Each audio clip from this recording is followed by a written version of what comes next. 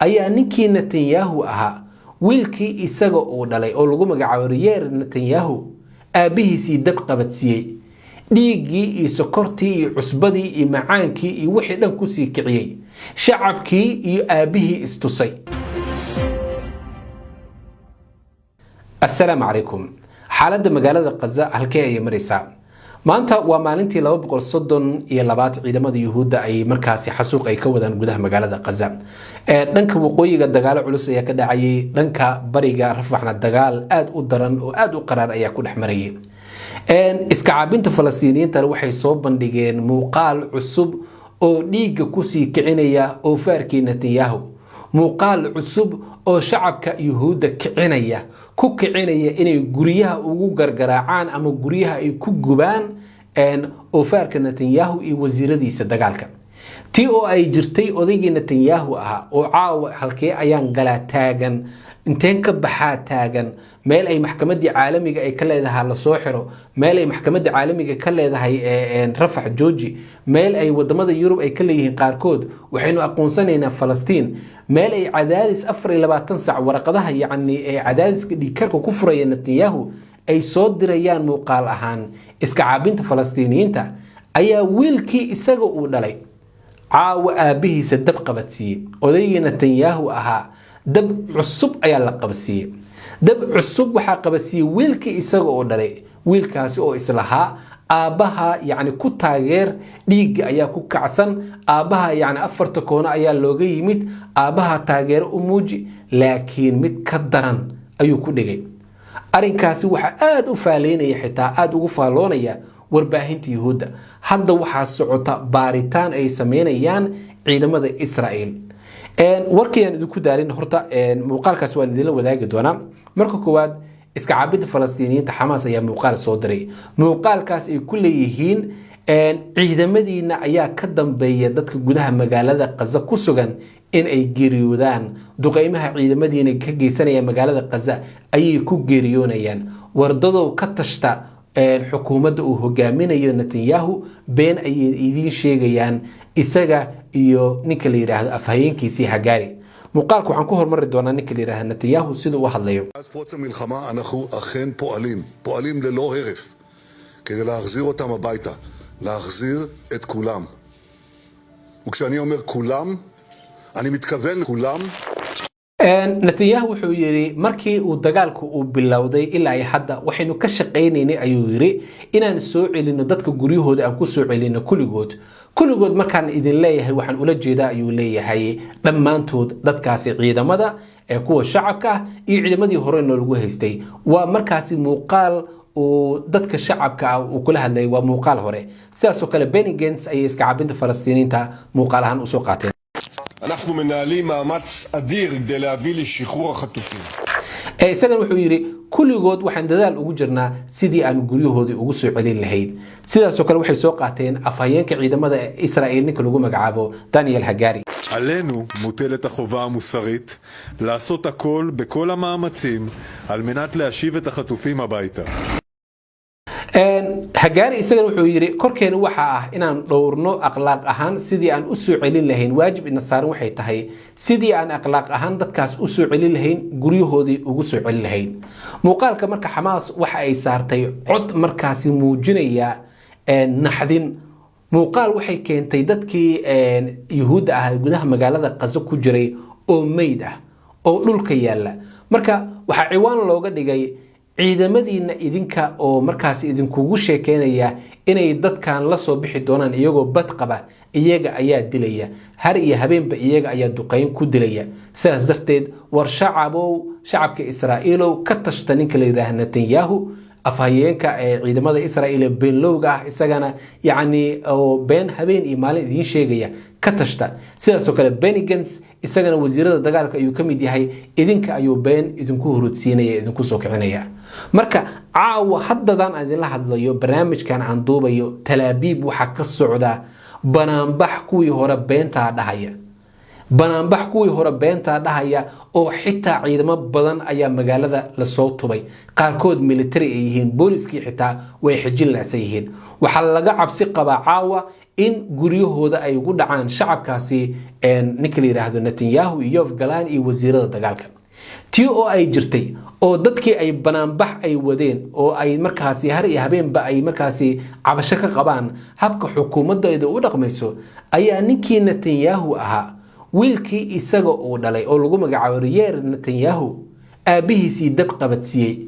dhiigii iyo sokortii iyo cusbadii iyo macaankii iyo wixii dhan ku sii kiciyay shacabkii iyo aabihii istusay shacabkii iyo aabihii si fiican isku tusay inkastoo wiilka uu islahaa aabaha yacni jac ka dheh shacabka aabaha dhowr dharbaxyo ayaa isugu dhacday aabaha yacni sidaan wax ugu dhaan isagoo sidaa isleh ayaa haddana laakiin aabihii caawa waxaa ku dhacay dhiigkarkii ugu xumaa Yair Netanyahu wuxuu ka mid yahay ciidamada keedka Israa'iil waxaa la arkay muuqaal qof askari ah oo muuqaal iska soo duubay oo markaasi leh yacni qof aan Netanyahu ahayn lama dhageysan karo Yoav Gallant wasiirka ee gaashaandhigga warkiisa yaa la dhageysan magaaladan Gaza waxaa degaya dad Yuhuud ayaan dejinaynaa yacni guul ayaan gaaraynaa oo waxaan idin tusi doonaa in markaasi aan guul gaarno yaana la aqbalin ayuu leeyahay yacni wax wada hadal ah oo inoo dhaxeeya inaga iyo Xamaas muuqaalkii ayaan isagan rabaa inaan idin la wadaago bal aan isla daawano ראש הממשלה בנימין נתניהו, הסרטון הזה מיועד לך. אנחנו חיילי המילואים לא מתכוונים למסור את המפתחות לאף רשות פלסטינית. לא מתכוונים להעביר את המפתחות. wuxuu yiri halka hogaamiye kaliya aan dhageysan doono waa halka hogaamiye kale aan dhageysan doono ma ahan wasiirka gaashaandhigga Yoav Gallant waa ra'iisul wasaaraha dalka Benjamin Netanyahu si taxadar leh aan u dhageysano uguna fikirno arinka cid aan markaasi furiyaalkeeni aan u dhiban lahayn של עזה לאף ישות, חמאס, פתח או כל ישות ערבית אחרת. חיילי המילואים מאחוריך ואנחנו רוצים לנצח. יש לנו הזדמנות של פעם בחיים. יש לך 100,000 לוחמי מילואים שמוכנים למסור נפש בשביל עם ישראל. מוכנים למות. איבדנו הכל, איבדנו את החיי משפחה שלנו, איבדנו את הכל. wuxuu dhahay waxaan dhahayaa Yoav Gallant ninka lagu magacaabo wasiirka gaashaandhigga hadii dagaalkan uu yacni aan la sii wadin oo wada hadal yacni iyo heshiis lala gala Xamaas waxaan wacd ku marayaa hadii aynu nahay ciidamada 100,000 ee keydka ah ee aanan yacni inaan qabsan doono magaalada Gaza ciidamada 100,000 inay qabsan doonaan magaalada Gaza dadka Israa'iiliyiintana halkaas aan dajin doono inaga ayaan ku ilaalin doona hadii aynu nahay dadkaasi 100,000 dagaalka si fudud uma istaagi doono ayuu yiri si walba oo halkaasi hadalka aad u jilcisaan oo aad Xamaas hadal jilcan aad ula hadashaan inagu dagaalka waynu sii wadeynaa ogaada inaynu doonayno ayuu yiri inaynu guuleysano waxaanu dhageysanaynaa uu yiri ra'iisul wasaaraha kaliya oo ah Benjamin Netanyahu ma waxaad doonaysaan afgambi military isagoo ula jeeda hadii Xamaas wada hadal la galo wadanka waxa ka dhacaya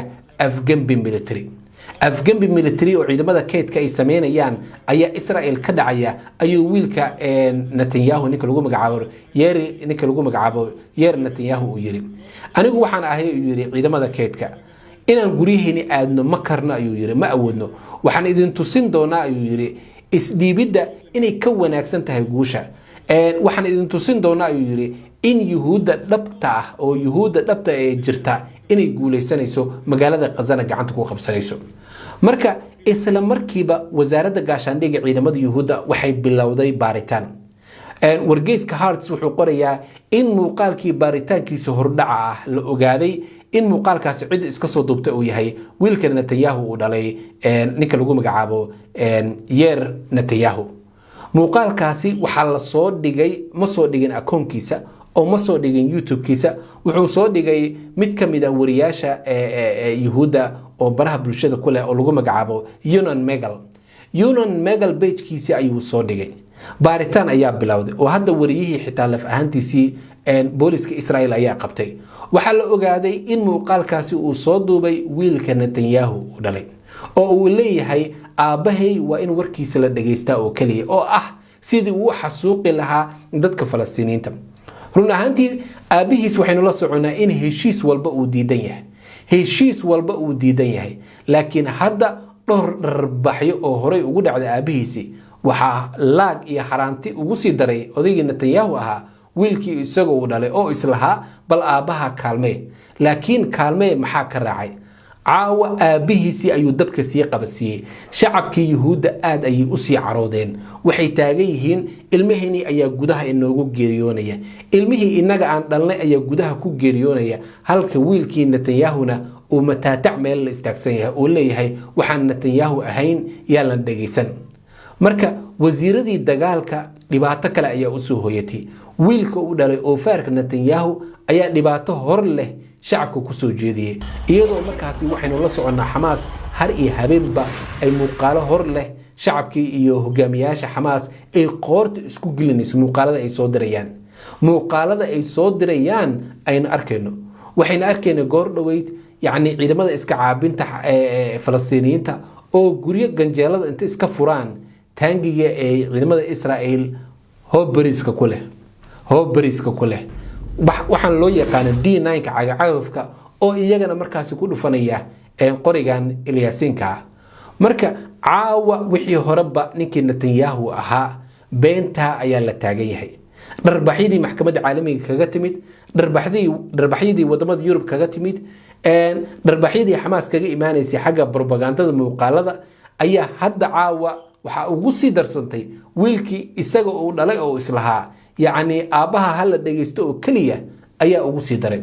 baaritaan ayaa socda. marka caawa ninkii Netanyahu ahaa wiilkiisii ayaa dab hor leh qabadsiiyey. muuqaaladii Xamaas ay soo direen oo isaga wajigiisa ay soo qaateen iyo Benny Gantz iyo ninka lagu magacaabo Daniel Hagari oo ay markaasi dhiig ku sii kicinayay ayuu wiilkiisii isagana caawa kaga sii daray.